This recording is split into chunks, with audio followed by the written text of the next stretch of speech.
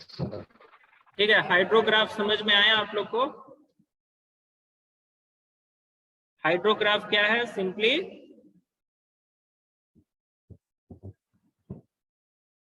Flow rate versus time. Means जो नदी है जिसके ऊपर आप बांधना चाहते हो, डैम को कंस्ट्रक्ट करना चाहते हो, वहां पे पावर प्लांट इंस्टॉल करना चाहते हो, हाइड्रो पावर प्लांट, तो उस नदी में रन ऑफ कितना है? Run off means flow rate of water कितना है। ठीक है, तो फ्लो रेट हम किस में मेजर करते हैं? फ्लूइड मैकेनिक्स में आपने पढ़ा है। फ्लो रेट किस में मेजर करते हैं? Volume flow rate metre cube पर सेकेंड, है ना। तो मीटर क्यूब पर second. Run off means discharge. Discharge means flow rate through the river. जो रिवर है जिसके ऊपर आपको कंस्ट्रक्ट करना है डैम को, तो उसमें रन ऑफ कितना है मीन्स फ्लो रेट कितना है, तो वो मीटर क्यूब पर सेकेंड में लिया गया है। ठीक है, वाई एक्सिस पे, एंड एक्स एक्सिस पे टाइम लिया गया। अब वो टाइम डेली बेसिस पे भी ले सकते हो आप, मंथली बेसिस पे भी ले सकते हो। जैसे डेली बेसिस पे लेंगे तो क्या होगा? 365 दिन का ग्राफ होगा, है ना।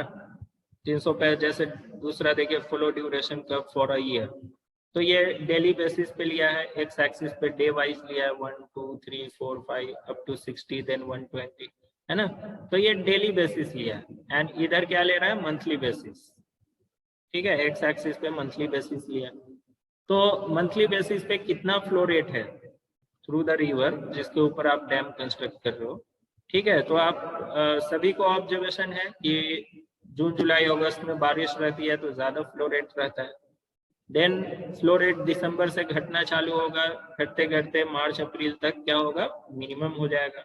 फिर उसके बाद बारिश थोड़ा बहुत होगी, फिर बढ़ने लगेगा, और मैक्सिमम कब मिलेगा? जुलाई अगस्त में मैक्सिमम मिलेगा, क्योंकि जुलाई अगस्त में ज्यादा बारिश होती है। ठीक है, तो जुलाई अगस्त में ज्यादा बारिश होने की वजह से यहाँ पे फ्लो रेट मैक्सिमम दिखाया है। ठीक है, तो ये हाइड्रोग्राफ समझ में आ गया। देन फ्लो ड्यूरेशन कर्व, तो flow duration curve year basis पे ईयरली लिया है, मीन्स डेली बेसिस इधर लिया है। ठीक है, और वाई एक्सिस पे क्या लिया है? वाई एक्सिस पे रन ऑफ, डिस्चार्ज। ठीक है, तो ये कैसे ड्रॉ करेंगे? ये पहले ग्राफ से ही ड्रॉ किया जाएगा। हाइड्रोग्राफ फॉर अ ईयर जो है इसी से ड्रॉ किया जाएगा। कैसे ड्रॉ करेंगे? देखिए, जैसे मान लीजिए आप इसको सेगमेंट में बांट दीजिए कि मैक्सिमम कब रहता है, किस टाइम में मैक्सिमम। ये तो मैक्सिमम है, तो उसके मैक्सिमम हमने ए पॉइंट लिया इधर मैक्सिमम, उसके हॉरिजॉन्टल लाइन ड्रॉ करके यहाँ पे ए पॉइंट मैक्सिमम दिखा दिया। ठीक है, देन मिनिमम कहाँ पे है?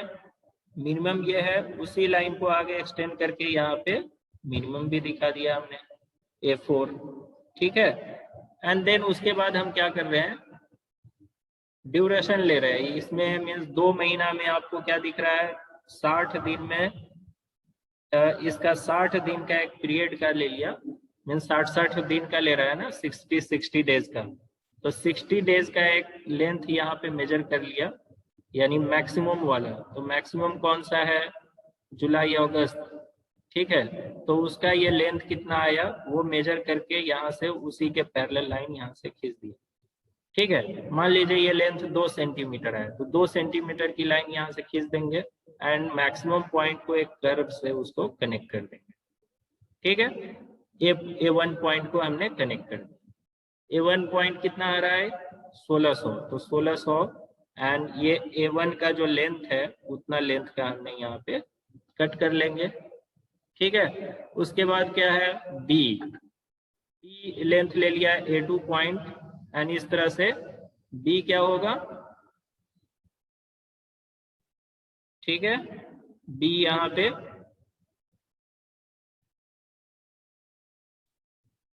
B का जो लेंथ इधर आप देख रहे हो उतना ही लेंथ इधर भी लेना है।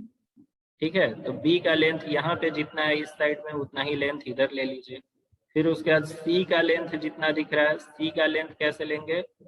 C अकेला नहीं है यहाँ पे, C एंड प्लस इधर D, तो C प्लस D का जितना लेंथ होगा वो C प्लस D का लेंथ यहाँ पे मेंशन कर दीजिए। एंड लास्ट में E का लेंथ, मिनिमम फ्लो रेट, तो मिनिमम फ्लो रेट E का लेंथ हो गया, एंड E का लेंथ ये मिनिमम फ्लो रेट। ठीक है, तो अब इस ग्राफ से आपको क्या पता चला? इस ग्राफ से हमें पता चल रहा है कि मिनिमम फ्लो रेट उस रिवर में कितना है। ठीक है, मीन्स मिनिमम रन ऑफ कितना है एंड मैक्सिमम रन ऑफ कितना है, एंड उसका पीरियड भी पता चल रहा है कि पूरे सालों भर 365 दिन 800 मीटर क्यूब पर सेकेंड का मिनिमम फ्लो रेट है। ठीक है, एंड सिर्फ 120 दिन 1600 मीटर क्यूब का मैक्सिमम फ्लो रेट है। समझ में आया?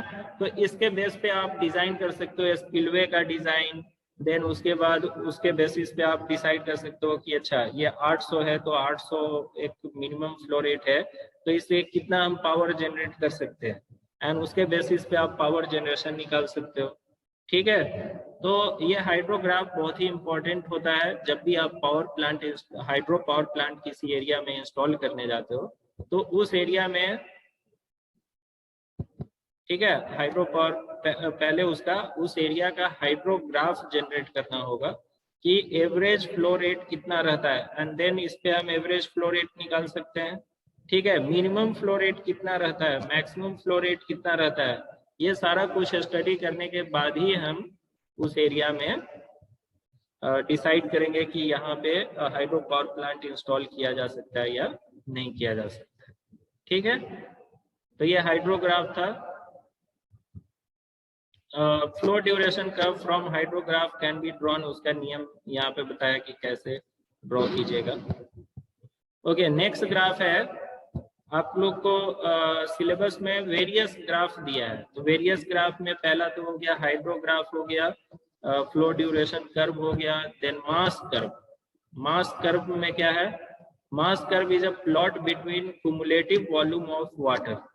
ठीक है, क्युमुलेटिव मीन्स एडिशन होता है, तो cumulative volume of water that can be stored from stream flow means जो स्ट्रीम फ्लो हो रही है नदी में, उससे कितना वाटर हम कितना वॉल्यूम ऑफ वाटर स्टोर कर सकते हैं, and time in a day week और मंथ। ठीक है, तो एक्स एक्सिस पे आप टाइम लेंगे एंड वाई एक्सिस पे क्या लेंगे? वॉल्यूम। ठीक है, एक्यूमुलेटेड फ्लो। ठीक है, तो एक्यूमुलेटेड फ्लो मीन्स कितना वॉल्यूम एक्यूमुलेट हो रही है, एंड एक महीने में या एक दिन में कितना वॉल्यूम ये हो रही है, मीन्स एक्यूमुलेट किया जा सकता है। जो भी रन ऑफ है, जो स्ट्रीम फ्लो है नदी में, उस वो आपने आगे नदी में बांध दिया तो वाटर क्या हो जाएगा? नदी में स्टोर होने लगेगा, फ्लो नहीं होगा। तो डैम अगर हम कंस्ट्रक्ट कर देते हैं तो क्या होता है, जो पीछे से वाटर फ्लो आ रहा है वो क्या करेगा? वाटर लेवल अब बढ़ाने लगेगा, क्योंकि उसको फ्लो होने के लिए जगह नहीं है। ठीक है, क्योंकि आगे आपने डैम बांध दिया है। ओके, तो जो स्ट्रीम फ्लो है उससे कितना वॉल्यूम ऑफ वाटर कलेक्ट किया जा सकता है, तो ये ग्राफ आपको दिखा रहा है, एंड ये वॉल्यूम ऑफ वाटर इस ग्राफ से बता रहा है कि ये फॉर्मूला से हम कैलकुलेट कर सकते हैं। Q क्या है? डिस्चार्ज मीटर क्यूब पर सेकेंड इनटू टाइम dt, है ना। अब ये इंटीग्रेशन मेथड इसलिए लिया गया है क्योंकि ये प्योरली स्ट्रेट लाइन तो नहीं आएगा। जब ये ग्राफ आप ड्रॉ करेंगे तो ऐसा कभी ये स्लोप बढ़ेगा, कर्व टाइप का आएगा, देन कर्व का स्लोप कभी ज्यादा होगा, कभी कम होगा, कभी हॉरिजॉन्टल हो जाएगा, है ना, स्लोप जीरो हो जाएगा। ठीक है, तो ये ग्राफ कैसा भी हो सकता है, हॉरिजॉन्टल ग्राफ जाएगा, फिर वर्टिकल ग्राफ हो जाएगा, फिर कुछ उसका स्लोप आएगा। ठीक है, मीन्स इस तरह का ग्राफ आ सकता है। तो यहाँ पे कंटिन्यूअसली आप देख रहे हो कि हर टाइम में ये चेंज हो रहा है, टाइम के साथ ये चेंज हो रहा है। तो इसका हम डायरेक्टली एरिया कैसे कैलकुलेट करें? तो एक हमें इंटीग्रेशन मेथड ही इसका बचता है, means area under the curve क्या हो जाएगा? वॉल्यूम। ये जो कर्व है इसके नीचे का एरिया क्या हो जाएगा? वॉल्यूम। तो एरिया कैसे कैलकुलेट करते हैं?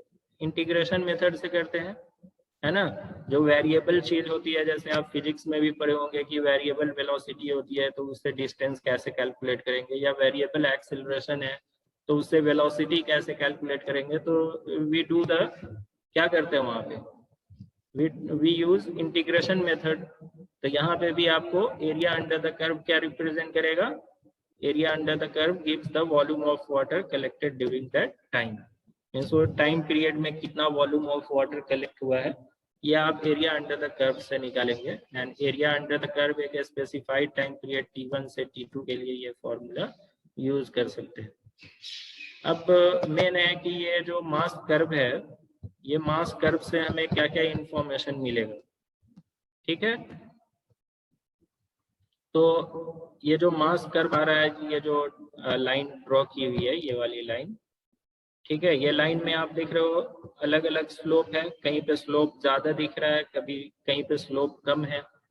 तो slope of the curve at any point indicate the rate of flow of water at any point of time, ठीक है। Slope of curve at any point indicate the rate of flow. Slope क्या indicate कर रहा है? Rate of flow. Means इस graph का आप slope निकालिए, मान लीजिए इस पॉइंट पे आप स्लोप निकालना चाहते हैं, ठीक है, इस पॉइंट पे स्लोप निकालना चाहते हैं, तो इस पॉइंट पे स्लोप निकालिएगा, वो क्या बताएगा इस टाइम में, मीन्स इस टाइम पे कितना फ्लो रेट है, ठीक है। अगर इस पॉइंट पे आपने स्लोप निकाला तो इस टाइम पे कितना फ्लो रेट है वो बताएगा।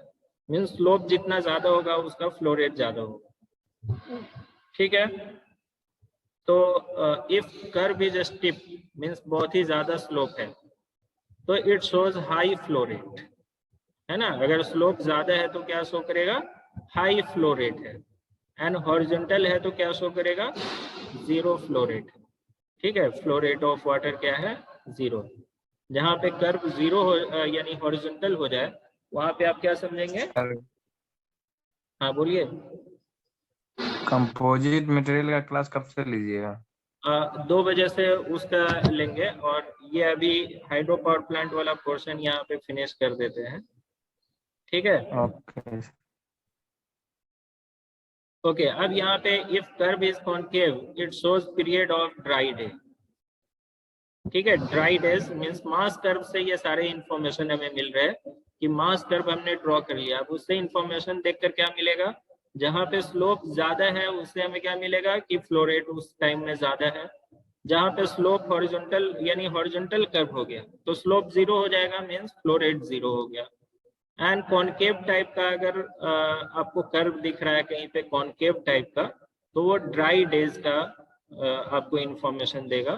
Means in flow of water is less than evaporation. Evaporation means जो आप वाटर स्टोर कर रहे हैं स्टोरेज में कैचमेंट एरिया में, तो वहां से इवेपोरेशन भी हो रहा है।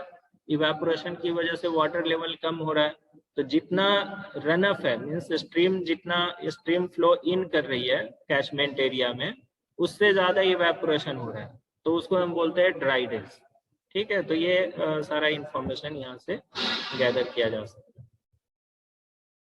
पॉन्डेज एंड स्टोरेज, ठीक है। पॉन्डेज एंड स्टोरेज नेक्स्ट पॉइंट है। पॉन्डेज क्या होता है?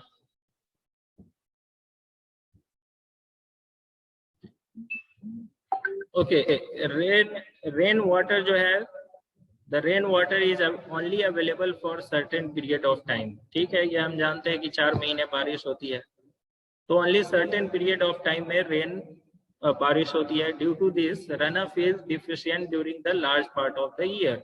मीन्स 8 महीने क्या होगा? रन अप जो होगा फ्लो रेट कम रहेगा, डिफिशिएंट मीन्स कम रहेगा। Thus to meet the certain power demand. अब मान लीजिए रन अप कम रहेगा तो पावर भी क्या होगा? कम हो जाएगा, पावर जनरेशन इफेक्ट होगा उससे। जितना ज्यादा फ्लो रेट रहेगा उससे हम पावर जनरेशन ज्यादा कर सकते हैं, ठीक है। तो अगर रन अप कम है मीन्स फ्लो रेट कम है, तो जो पावर डिमांड है उसको हम मीट नहीं कर सकते हैं। And artificial storage of water is necessary. तो एक हमें आर्टिफिशियल स्टोरेज ऑफ वाटर बनाना पड़ेगा इन द फॉर्म ऑफ पॉन्डेज, ठीक है। मीन्स पॉन्ड के फॉर्म में एक बड़ा सा पॉन्ड बनाएंगे जहाँ पे वाटर को स्टोर किया जा सकता है, ठीक है। तो मान लीजिए ड्राई जब रन अप कम हो जाएगा मीन्स फ्लो रेट कम हो जाएगा, तो उस टाइम में अगर पावर डिमांड हाई है तो उस वक्त हम क्या कर सकते हैं? जो पॉन्डेज है, पॉन्डेज से एक्स्ट्रा वाटर को सप्लाई कर सकते हैं। मीन्स जैसे मान लीजिए अभी पावर डिमांड जो भी है पूरे एरिया का पावर जो डिमांड है वो मान लेते हैं 200 मेगावाट है, ठीक है। तो 200 मेगावाट पावर प्रोड्यूस करने के लिए कितना फ्लो रेट वहां पे रखना चाहिए थ्रू द टरबाइन? तो वो फ्लो रेट उतना अगर नहीं मिल पा रहा है क्योंकि रन ऑफ कम है, तो उसको हमें क्या करना पड़ेगा, उसके लिए एडिशनल वाटर सप्लाई करना पड़ेगा टरबाइन के थ्रू। तो एडिशनल वाटर हम कहाँ से लाएंगे, तो एक आर्टिफिशियल स्टोरेज हमने बना रखा है। जब बारिश हुई थी तो उस टाइम में हमने इसमें पानी स्टोर कर लिया था, है ना, पॉन्डेज में बहुत ही बड़ा पॉन्ड बनाकर उसमें वाटर को स्टोर कर लिया। एंड देन अब जब यानी दिसंबर के बाद आप देख रहे हो कि फ्लो रेट कम हो जा रहा है, तो उस टाइम में हम क्या कर सकते हो, वो पॉन्डेज से एडिशनल वाटर सप्लाई कर सकते हैं। ठीक है, मीन्स जब रन ऑफ कम हो जाएगा एंड पावर डिमांड को मीट नहीं कर पा रहा है उतना सप्लाई ऑफ वाटर, तो उसके लिए हम पॉन्डेज से वाटर को सप्लाई कर सकते हैं। ठीक है, तो it helps in meeting the power demand. Pondage is defined as small pond. Pondage क्या होता है, एक स्मॉल पॉन्ड होता है, और या उसको रिजर्वायर भी बोल सकते हैं, built near a power house. Mean जो पावर प्लांट, जो हाइड्रो पावर प्लांट है, उसके नियर बाई एरिया में ही ये पॉन्डेज कंस्ट्रक्ट किया जाए। Regulate small quantity of water, and ये एक small quantity of water means जितना रिक्वायरमेंट है additional water, means flow rate कम है तो उस टाइम में कुछ एडिशनल वाटर चाहिए, तो small quantity of water pondage से सप्लाई किया जा सकता है। ठीक है, it meet the water requirement for meeting the hourly change in power demand. ठीक है, पावर जैसे डिमांड अगर चेंज हो रही है तो उसके लिए भी इससे वाटर, एडिशनल वाटर सप्लाई किया जा सकता है। तो पॉन्डेज समझिए एक क्या है, पॉन्ड है जिसमें वाटर को स्टोर करके रखा जाएगा एंड एडिशनल वाटर सप्लाई करने के लिए यूज किया जाएगा to meet the power demand. Thus, storage increase the plant capacity to generate more power. The storage capacity of dam can be determined with the help of hydrograph or mass duration curve. ठीक है, power house with pondage is shown in figure. तो ये पॉन्डेज का हो गया, पॉन्डेज का concept था। Selection of site, next point अपने सिलेबस में है कि साइट का सिलेक्शन कैसे करेंगे, किस बेसिस पे साइट का सिलेक्शन कीजिएगा। तो selection of site next point अपना है। अच्छा, हाइड्रो पावर प्लांट के लिए सिलेक्शन, अभी तो कुछ आइडिया मिल गया होगा कि सिलेक्शन ऑफ साइट कैसे करेंगे। हेलो,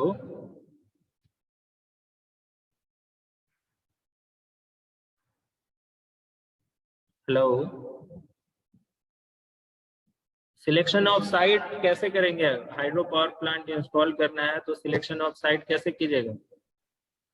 सर किसी भी नदी पे फ्लो रेट जो हो हाई हो सर, और वो ठीक है, मीन्स अप से अच्छी उस डाउन एरिया की में तरफ, बारिश अच्छी होती अप हो। से डाउन की तरफ जाए। ठीक है, यस सर, और जो फ्लो रेट हो सर थोड़ा सा अपर हो और लोअर की तरफ मूव करे थोड़ा ज्यादा, फ्लैट में नहीं होता कैचमेंट है एरिया सर जो है, हमेशा। कैचमेंट एरिया जैसे नदी पे आपने बांध डैम कंस्ट्रक्ट कर दिया, तो डैम कंस्ट्रक्ट करने के बाद जो कैचमेंट एरिया पीछे का है, कैचमेंट एरिया किसको बोलते हैं, डैम के पीछे का एरिया।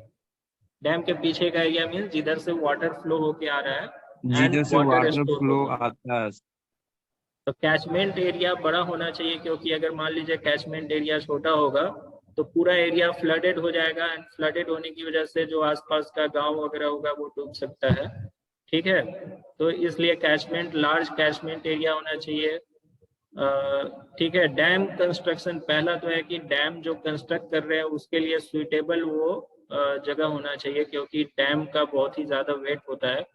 ठीक है, तो सुइटेबल जो साइट सिलेक्ट करेंगे, suitable site for construction of dam. अच्छा, तो जैसे मान लीजिए ऐसे जगह पे आप एकदम खुले एरिया में जाकर डैम बना रहे हैं, मीन्स एक नदी है, नदी में वाटर का फ्लो है एंड खुले एरिया पूरा, मीन्स कहीं ऐसा नहीं है कि पूरा खुला हुआ एरिया है। जैसे आप पकड़ लीजिए गंगा नदी है, पटना में गंगा नदी बह रही है, तो उस पे जाकर अगर हम डैम कंस्ट्रक्ट करना चाहे तो कितना बड़ा डैम बनाएंगे, बहुत कहाँ तक बनाएंगे, डैम को कितना लेंथ देंगे। तो एक सुइटेबल साइट सर होना चाहिए ना, जैसे पटना, दोनों तरफ सर से हिल पटना होना रिवर चाहिए, पे तो पहाड़ बनेगा होना चाहिए। कैसे सर? जैसे दोनों तरफ से अगर पहाड़ होगा एंड वो पहाड़ जहाँ पे जाकर, जैसे दो पहाड़ के बीच में नदी बह रही है मान लीजिए, ठीक है। तो दो पहाड़ के बीच में नदी बह रही है, तो अगर वो पहाड़ जाकर कहीं पे नजदीक आ जाएंगे तो वहां पे अगर हमने डैम कंस्ट्रक्ट किया तो क्या होगा, डैम का लेंथ कम हो जाएगा। ठीक है, तो कंस्ट्रक्शन कॉस्ट वगैरह कम हो जाएगा। तो एक सुइटेबल साइट सिलेक्शन होना चाहिए, ये नहीं कि आप खुले मैदान में नदी बह रही है वहां पे जाकर डैम का कंस्ट्रक्शन कर रहे हैं। मीन्स हिली एरिया चाहिए, सबसे बड़ा ये है कि हिली एरिया चाहिए जहाँ पे डैम को कंस्ट्रक्ट किया जा सके। ठीक है, यानी दो पहाड़ के बीच में नदी बहती हो।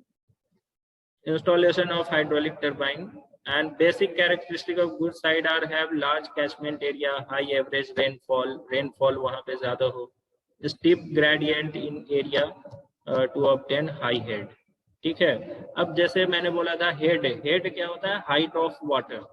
तो आपने डैम कंस्ट्रक्ट कर दिया, अब उसमें वाटर का लेवल बढ़ेगा। ठीक है, तो वाटर का लेवल बढ़ेगा तो जो हाइट ऑफ वाटर है उसको हम बोलते हैं हेड। ठीक है, एंड ये हेड आगे हमें जब हाइड्रो पावर प्लांट सॉरी ये जब पढ़ेंगे हम हाइड्रोलिक मशीन, तो उसमें आप लोग देखेंगे कि हेड का क्या यूज होता है। जैसे यहाँ पे मैं हेड का बता देता हूँ। अभी एक फॉर्मूला हमने देखा था शुरू में। ठीक है, यहाँ पे देखिए ये फॉर्मूला जो है, तो यहाँ पे H क्या है, हेड, एंड इससे हम पावर कैलकुलेट कर रहे हैं।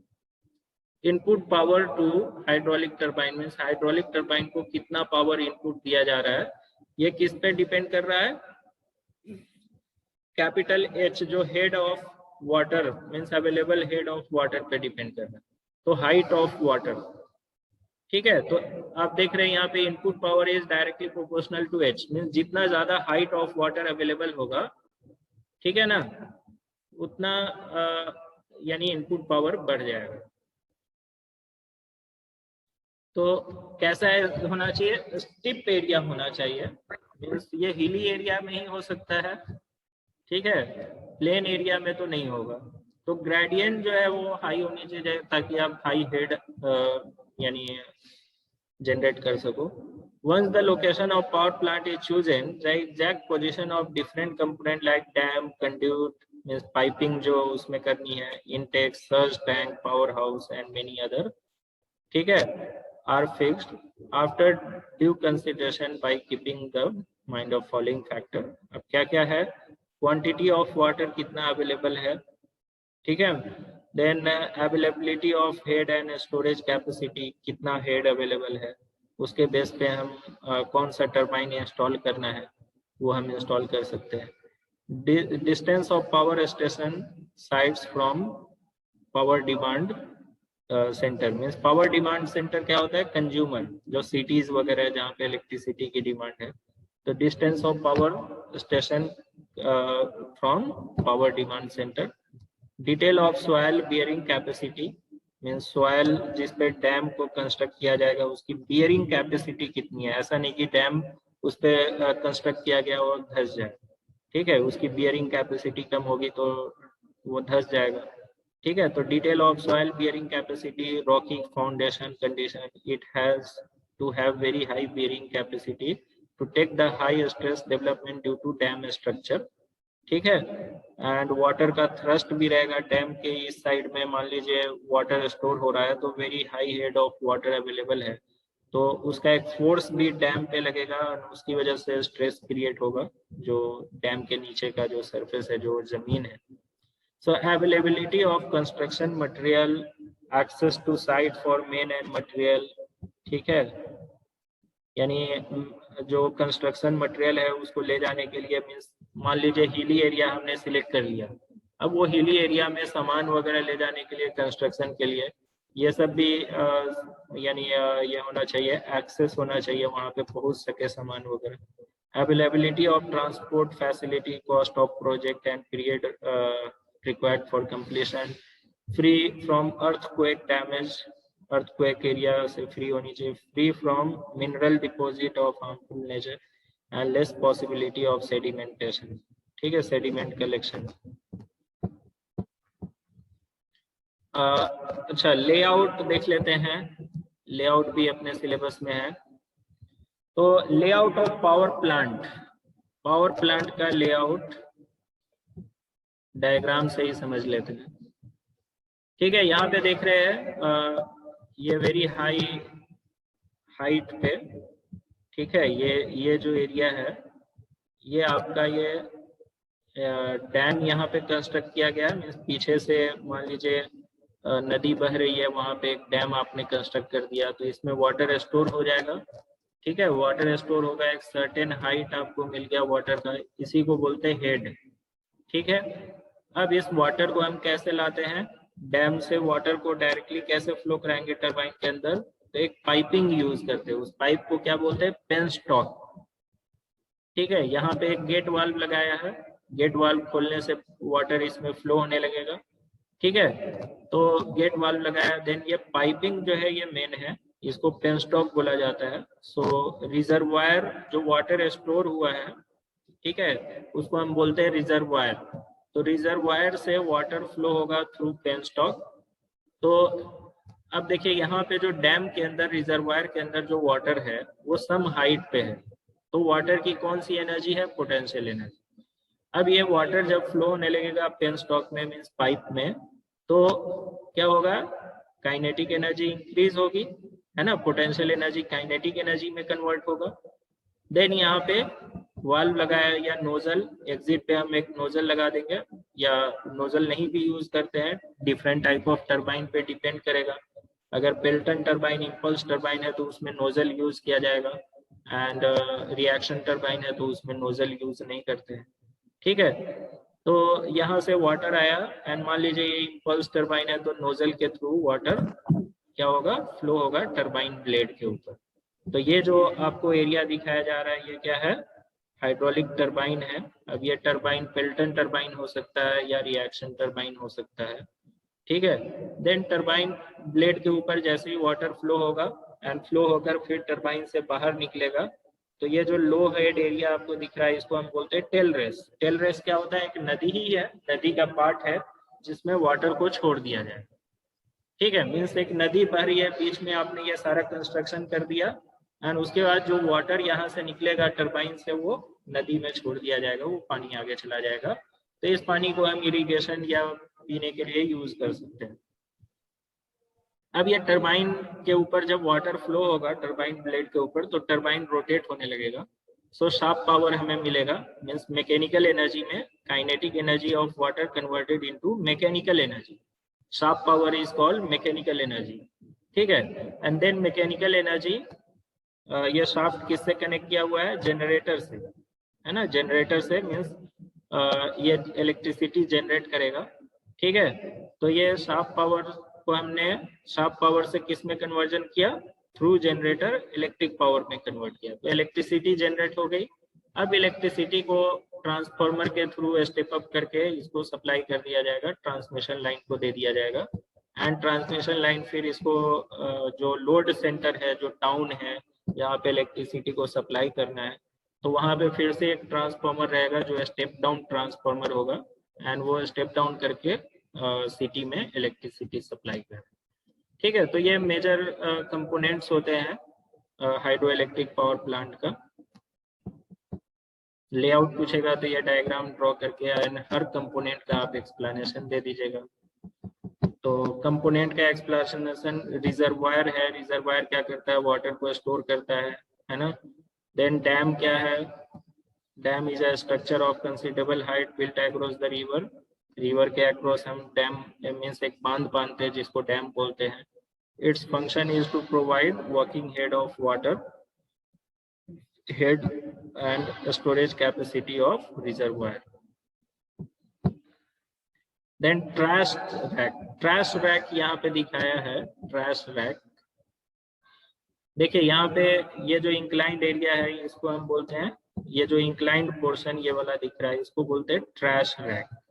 ट्रैश रैक क्या करता है, ये समझिए जाली है। ठीक है, जाली है, जाली क्यों प्रोवाइड किया जाएगा, क्योंकि मान लीजिए ये नदी है तो नदी में बहुत सारा चीज बहता रहता है। ठीक है, जैसे बड़ा बड़ा टुकड़ा लकड़ी का टुकड़ा रहता है, और भी गंदगी टाइप की कुछ जिसको डेब्रीज बोलते हैं, इंग्लिश में डेब्रीज बोलते हैं। तो डेब्रीज अगर ये पाइप में एंटर कर गया तो यहाँ पे पाइप में एंटर करने के बाद पाइप को जाम कर सकता है, या अगर वो फ्लो होकर मान लीजिए टरबाइन में चला गया तो टरबाइन प्लेट को डैमेज कर सकता है। तो ये डेब्रीज एंटर नहीं करने चाहिए, ठीक है। डेब्रीज एंटर करेंगे तो ये सारा प्रॉब्लम क्रिएट हो सकता है। तो उसके लिए एक जाली यहाँ पे प्रोवाइड किया गया है जिसको हम बोलते हैं ट्रैश रैक, ठीक है। तो ट्रैश रैक समझ गया। गेट फ्लो रेट को कंट्रोल करने के लिए यूज किया जाता है। Then forebay, it is a small water reservoir at the end of, ठीक है। फोरबेज यहाँ पे दिखाया जा रहा है, ठीक है। ये रिजर्वायर है, रिजर्वायर के बाद यहाँ पे एक फोरबेज है in the water passage from the reservoir and before the water is fed to turbine to the penstock, ठीक है। फोरबेज क्यों लगाया जाता है? It act as a temporary regulating reservoir, it store water when load on the plant reduces.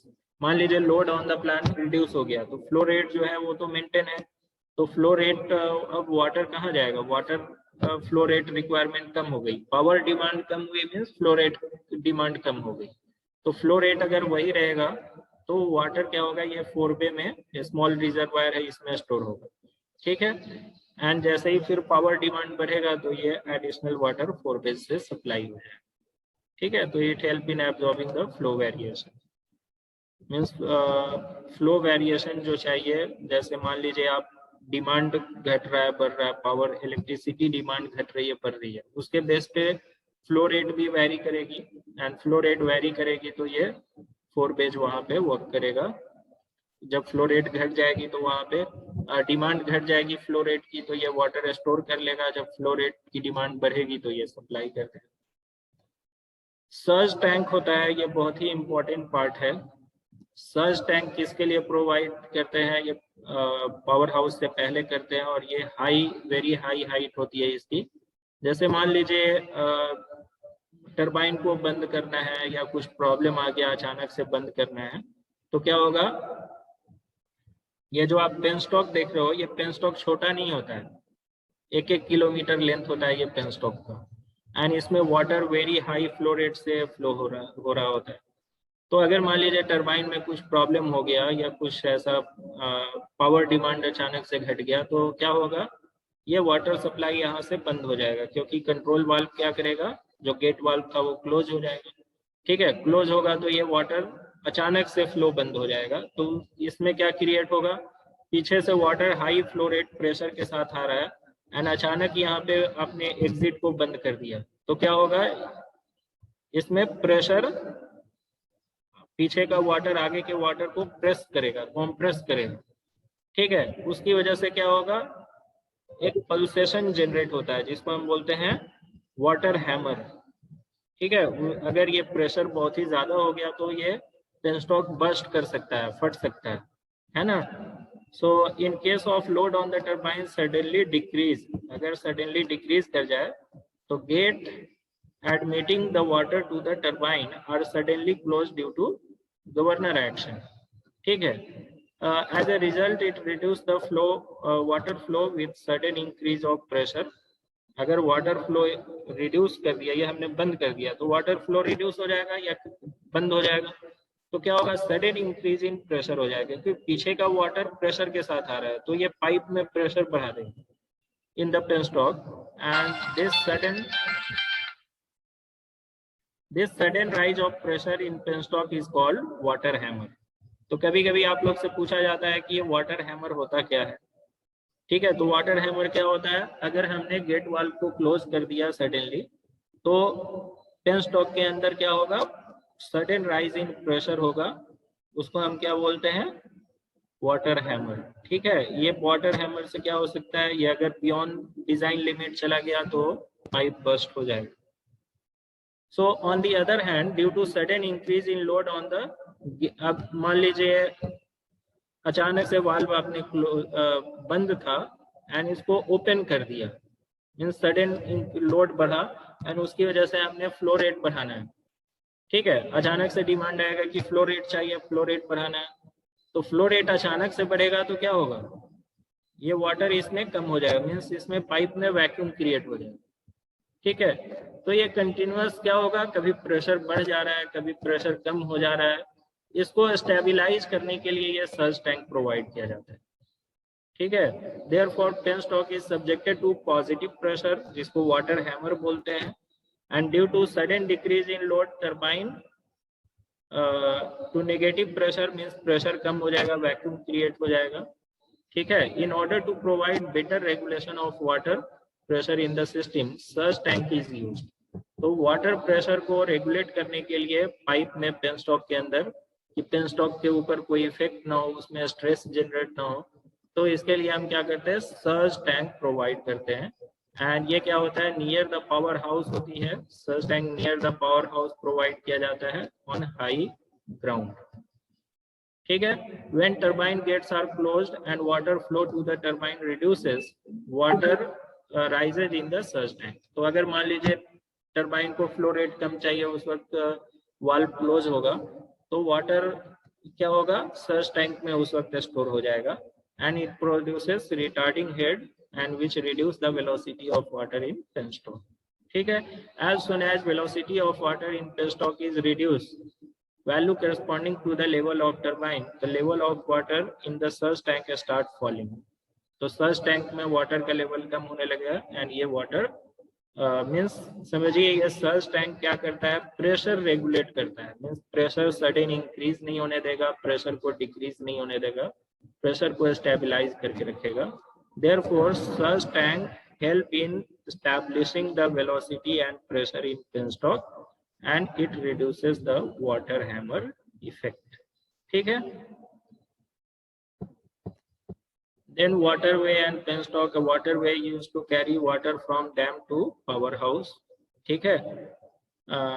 Spillway क्या होता है, spillway भी इंपॉर्टेंट पार्ट है। ये स्पिलवे फ्लडेड एरिया में, जब मान लीजिए ज्यादा बारिश हो रही है, फ्लो रेट बढ़ गया नदी में, तो वाटर लेवल बढ़ जाएगा डैम के अंदर, तो एक सर्टेन लेवल के बाद वाटर लेवल नहीं बढ़ना चाहिए, नहीं तो डैम डैमेज हो जाएगा।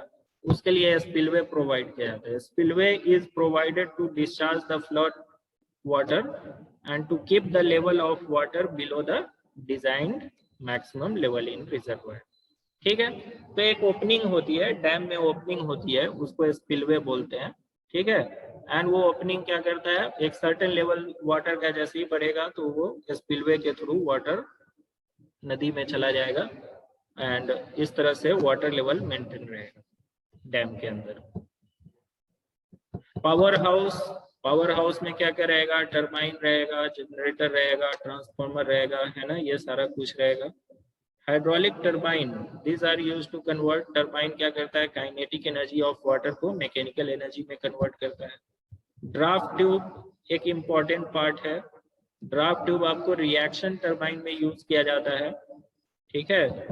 रिएक्शन टरबाइन के एग्जिट पे यूज किया जाता है, एंड ये क्या करता है, काइनेटिक एनर्जी ऑफ वाटर को प्रेशर एनर्जी में कन्वर्ट करता है, एंड इसकी वजह से क्या होता है, हेड, एडिशनल हेड जनरेट करता है।